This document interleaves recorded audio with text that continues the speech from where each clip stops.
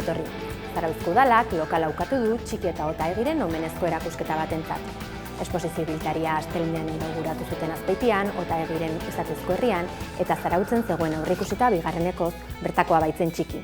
Hala ere, naizek argitaratutakoaren arabera, EAJ eta PSeren esku dagoen udal gobernuak ez du jabeden lokalik utziko duela 50 urte fusilatutako etakideentzat. Frankismoak eraildako azkenetariko biktimak izan ziren Txiki eta Otaegi.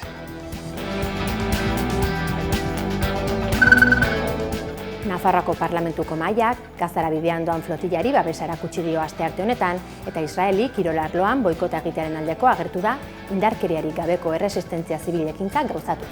Hala, mahaiak kontu gozurekin, EH Bildu, Geroa Bai eta PSNek aurkezturiko testuak onartu ditu.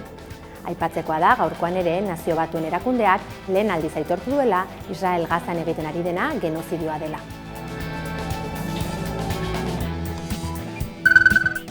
Pasaden astean Ipar Euskal Herriko protestetan atxilotutako pertsonetako bati 1.500 euroko isuna ezarri dio Baionako auzitegiak errebelioa egotzita.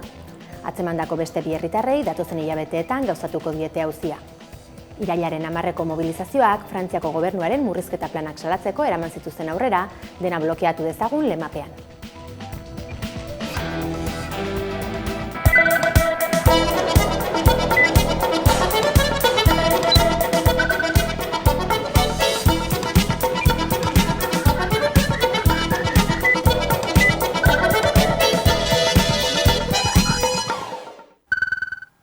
Jardunbide egokien eta ustelkeriaren aurkako Nafarroako bulegoak baliogabetzat jo du Belateko tunelak bikoizteko obren esleipena Servinabar enpresak parte hartzen duen aldi baterako enpresa elkarteari emandakoak. Nafarroako gobernuak ordea, ustelkeria errefusatu du topaturikoak irregulartasun administratiboak direlakoan. Jardunbide egokien eta ustelkeriaren aurkako Nafarroako bulegoak baliogabetzat jo du Belateko tunelak bikoizteko obren esleipena. 60 milioi eurotik gorako baliokoak eta Servinabar enpresak parte hartzen duen aldi baterako enpresa elkarteari emandakoak, Santosterdan eta Antxon Alonsorekin lotutako enpresa baita. Erakundeak salatu du kontratazio mailan aurretiazko puntuazioak ezagututa bozkatu zela, inpartzialtasun arauak urratuz. Gainera, irregulartasunak atza eman ditu Servinabarri egindako beste esleipen batzuetan. Hala nola, herri pagainako etxebizitza babestuen sustapenetan. Nafarroako gobernuak ordea ustelkeria errefusatu du. Oskar Txibite kontseilariak azpimarratu du irregulartasun administratiboak direla ez ilegaltasunak, ez da altxor publikoari egindako kalteak ere. Que seguimos pensando que la adjudicación de las obras de Belate es legal y transparente y que irregularidades administrativas no son ilegalidades y mucho menos corrupción. Felix Taberna gobernuko lehendakari ordeak bere aldetik nabarmendu du oanak bidalitako txostenek ez dutela egiaztatzen altxor publikoari egindako ondare kalterik. Ez da interes gatazkarik ere, eta jarduketa guztiak administrazioaren esparruan kokatzen direla. Era berean, gobernuak txosten horren ondorioak aztertzeko azterketa juridikoa eskatu du, baina ziurtatu du ez dituela Belateko obrak geldiarazten.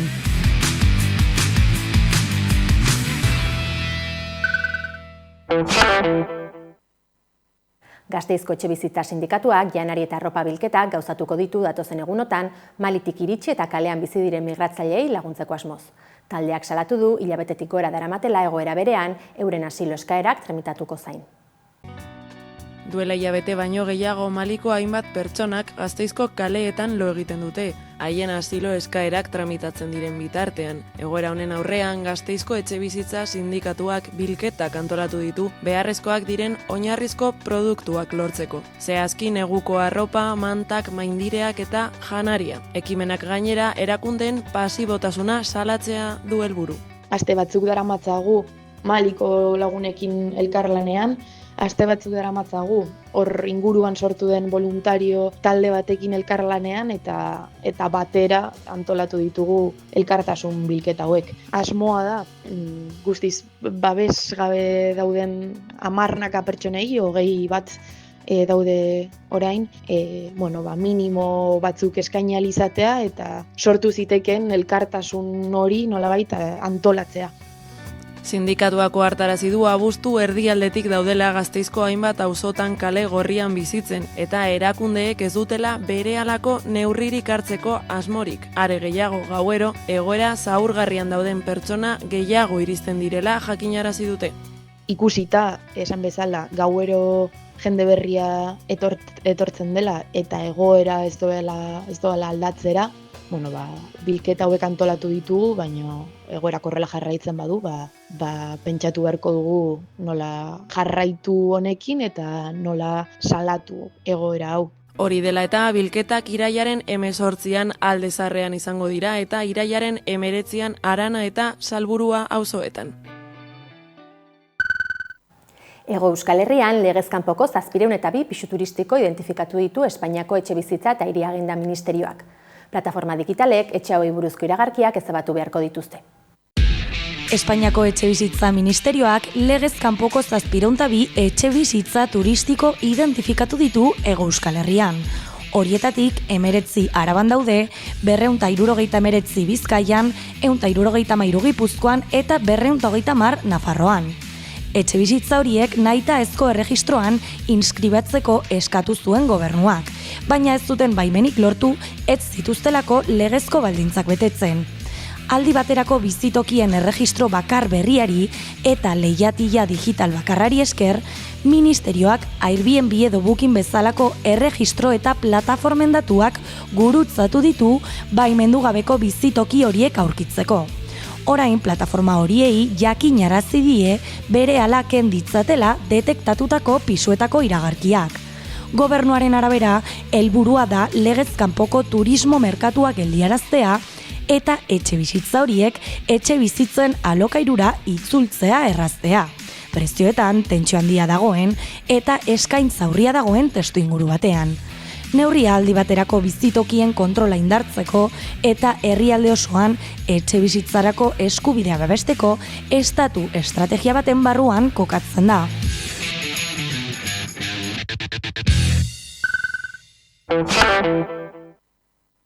Euskal Gehiengo Sindikalak Euskal Herriko pentsiodunen mugimenduarekin bat egin du eta plataformak irailaren 20 eta 25 deituriko mobilizazioekin bat egin du. Hala, ELA, LAB, SK, Steilas, Etxalde eta Hiruk pentsiodunen herri ekimen legegileari euren babesa erakutsi diote beste behin ere. Euskal Gehiengo Sindikalak bat egin du pentsiodunen mugimenduak deitutako mobilizazioekin. Hauek gutxieneko pentsioa Euskal Autonomia Erkidegoko gutxieneko soldatarekin parekatzearen alde egingo dira. Irailaren 20an Bilbon, Donostian eta Gasteizen eta 25ean berriz ere Gasteizen. Euskal Herriko pentsiodunen mugimendua 5 hilabetez lanean aritu da herri ekimen legegilearen aldeko babesa lortzeko. Horrela 154.000 sinadura baino gehiago bildu dituzte eta hoiek Eusko Jaurlaritzan aurkeztu ere. Alabaina, horren aurrean Jaurlaritzak egindako txostenak kutsu politikoa duela salatu du mugimenduak. Eta beraz, euren iritziz, alderdiek ez dute inolako asmorik erantzun bat emateko. Horren bestez, Euskal Herriko pentsiodunen mugimenduak azaldu du EAJak eta PSEek legebiltzarrean izan behar duten eztabaida galarazi nahi duela. Irailaren 25ean bozkatuko da izapideak hasi ala ez. Eta beraz, alderdi politikoei egitasmoaren alde bozka dezaten eskatu diete. Pentsiodunek argi utzi dute herri ekimen legegilea tramitera onartu ezean langileria guztiaren kalterako izango dela, baina bereziki emakume pentsiodunen kalterako. Hauek jasotzen baitituzte pentsio txikienak. Gaineratu dute pentsioetan emakume eta gizonen arteko arrakala 140 ingurukoa dela, eta beraz salatu dute EAJak eta PSEek aurkeztutako txostenarekin agerian uzten dutela zaintza lana ez dutela aintzat hartu nahi.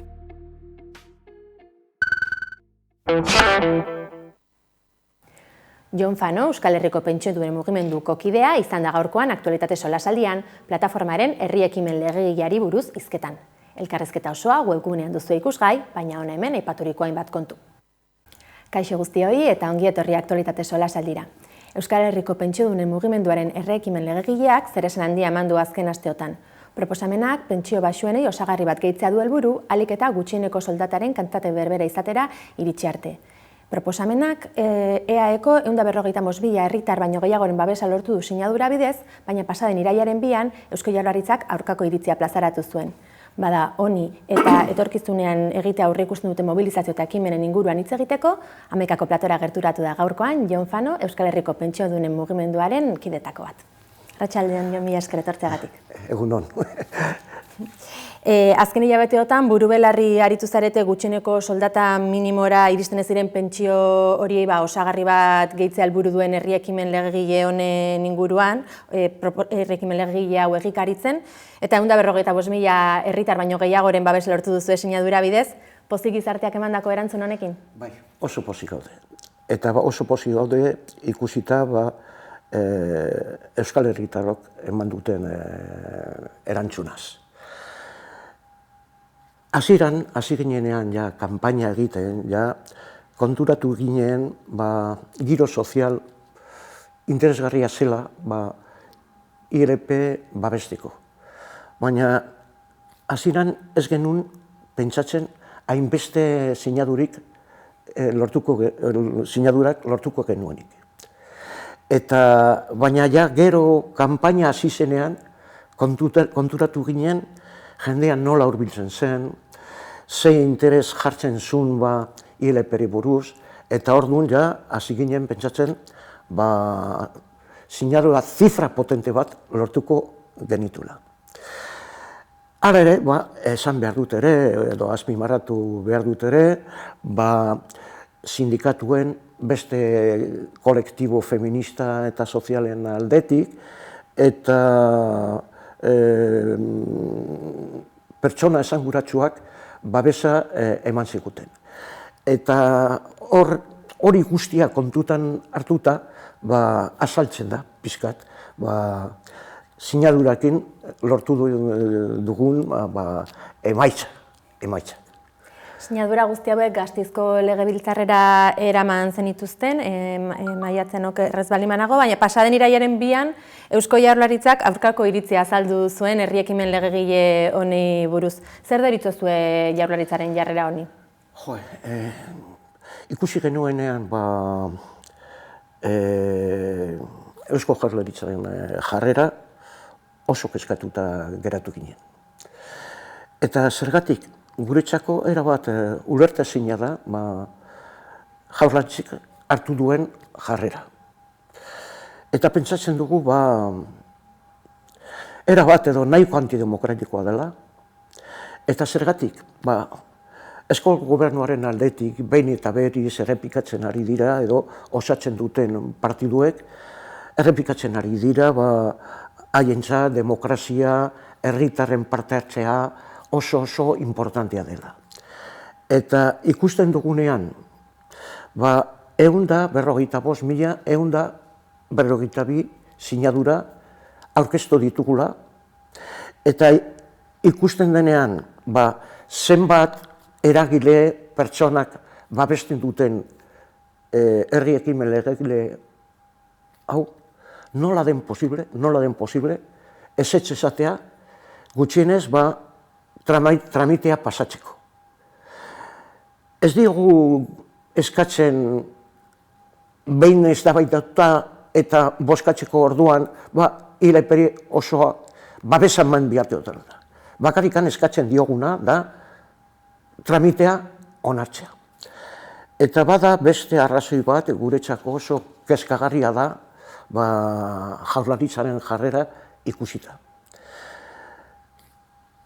Sensibilidad sozialen falta. Da izugarria. Haiek jakitun dira pentsiodun pilo bat, pentsio oso bajuak edo miseriazkoak jasotzen dituztela. Eta orduan, halako behar sozial aurrean, nola ezeztatzen duzu behintzat parlamentuan tramitea, eztabaidatzea eta bozkatzea ILP hori. Jaurlaritzak argudiatzen zuena zen egungo sistemak diru sarrerak bermatzeko beste sistema propio bat daukala eta 140ko osagarriak aurreikusten dituela kasu aipatzen ziren pentsio baxu horietarako. Zer diozue argudio honi esateko? Bai, Azalpen horiek eman zituen Torres jauna. Eta esan zuena, guretzako oso pobrea, eta argudio batzuk oso mugatuak, eta beste batzuk faltsuak. Zergatik, Torresek, behin eta berriz errepikatu zuen erregiren delakoaren birtutea. Baina zer gertatzen da erregi horrekin. Hasteko, erregi horretan jasotzen dira baldintza batzuk imposabilatzen dutela jende askorentzat hor jasotzen den jasotzea. Hasteko, zenbat pentsiodun dira hor jasotzen dutena edo erregiren barrun daudena. 15.000, 16.000. Eta zergatik, erregiren baldintzak betetzeko dauden zailtasunak oso handiak dira. Eta gainera, kezkagarriena dena, bada jende pilo bat betetzen dituela erregiren jasotzeko baldintzak. Baina ez daude informatuta. Eta jaurlaritza edo administrazioa informatu beharrean jende guztiari aukera dutela, eskubidea dutela jasotzeko erregi ez dute egiten.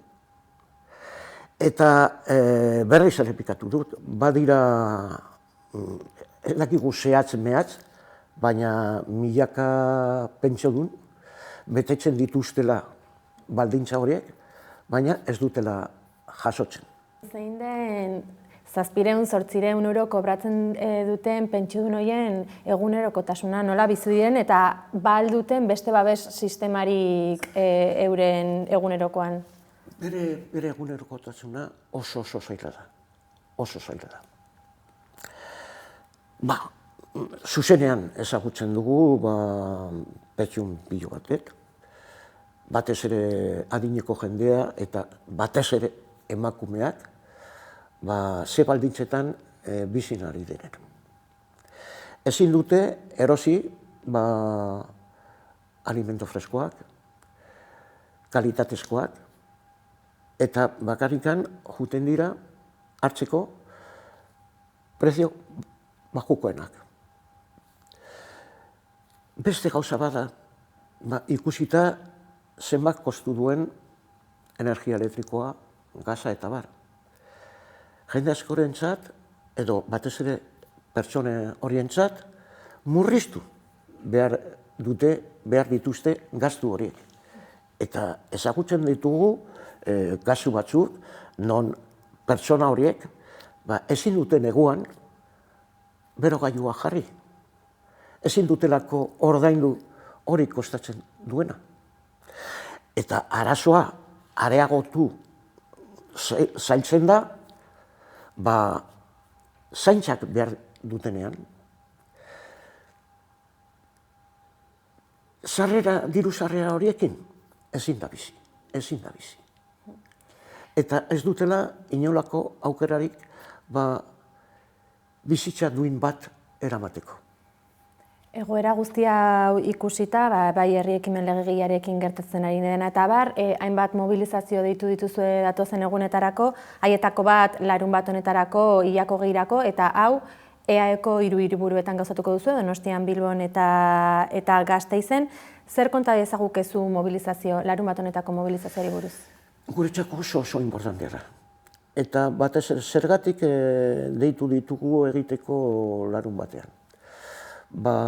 Aukera emateko gizarte oso hori, edo ez bakarriken pentsiodunei, baizik eta beste pertsonai parte hartzeko mobilizazio hortan. Eta adierazteko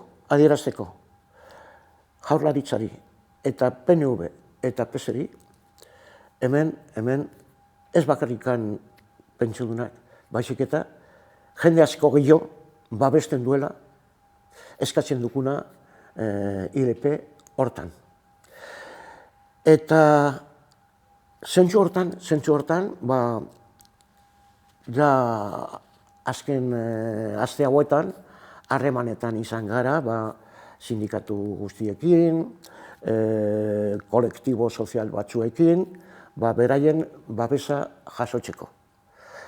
Ikusita gainea, pentsioen kontua ez barrekin eragiten digu gaurko pentsiodunei, baizik eta etorkizunei ere. Eta hori ikusita, pentsatzen dugu gizartearen gehiengoa interesatuta dagoela lortzeko ILP horretan jasotzen duguna, edo eskatzen duguna.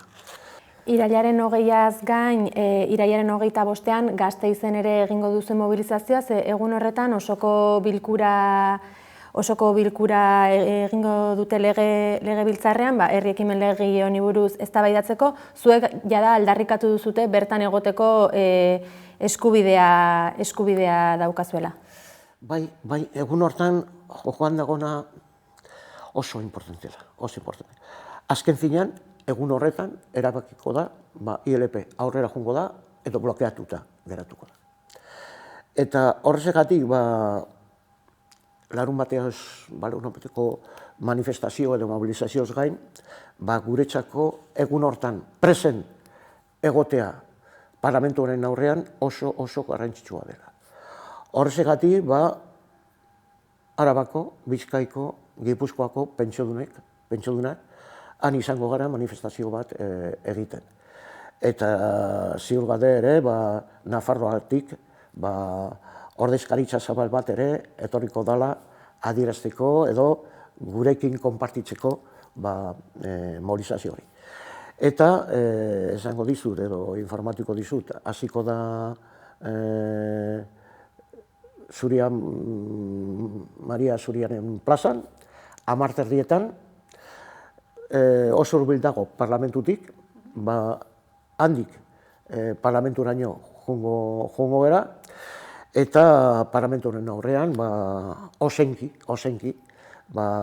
esango diegu partidu guztiai,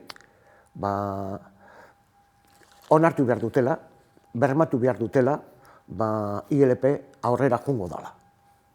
Eta irailaren 25ean legebiltzarrean tramitera onartuko ez balitzuen herri ekimen legegilea, ze ekimen, ze aurre ikusten duzu egitea hortik aurrera? Edo esperantza duzue egoera aldatzekoa? Ez dugu esperantza guztiak galdu. Ziurtzat ematen dut, nik behintzat, Jaurlaritzaren jarrera ikusita, PNV eta PSE kontra bozkatuko dutela.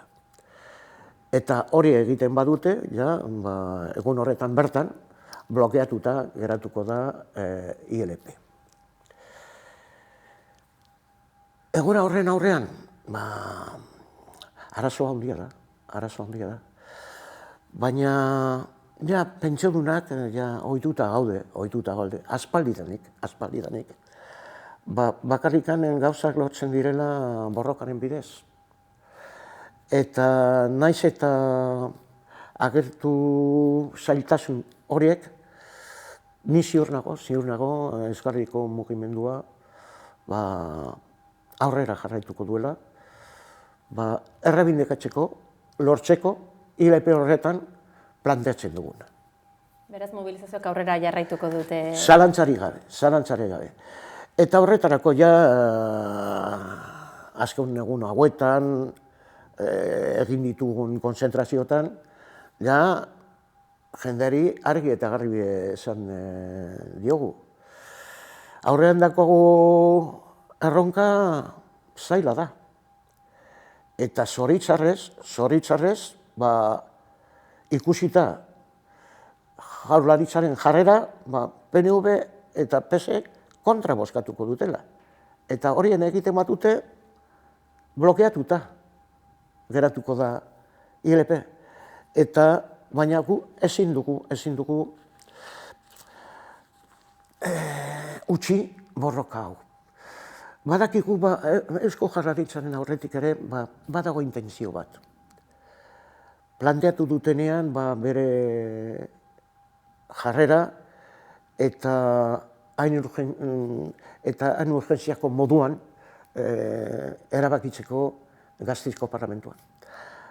Haiek saiatzen dira, edo behintzat pentsatzen dute gu igual desanimatuta, desmobilizatuta, desmobilizatuko garela.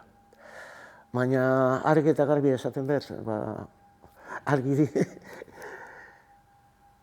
entzun behar dute, inolako zalantzarik gabe, naiz eta zailtasunak handiak izan, jarraituko dugu jotake gure erreibindikazioak lortu arte. Jon Fano, mila esker Amaikara etortzeagatik. Zuei, mila esker. Gaurkoan, Ilargi, Ines Osinaga eta Marina Landaren Ilartean bizi abestiarekin amaituko dugu saioa. Gogoratu, Amaikaren webgunea eta sare sozialak eskuragarri dituzuela informazioa zabaldu nahi izanez gero. Mila esker zuen erretagatik, ondo izan eta bihar arte.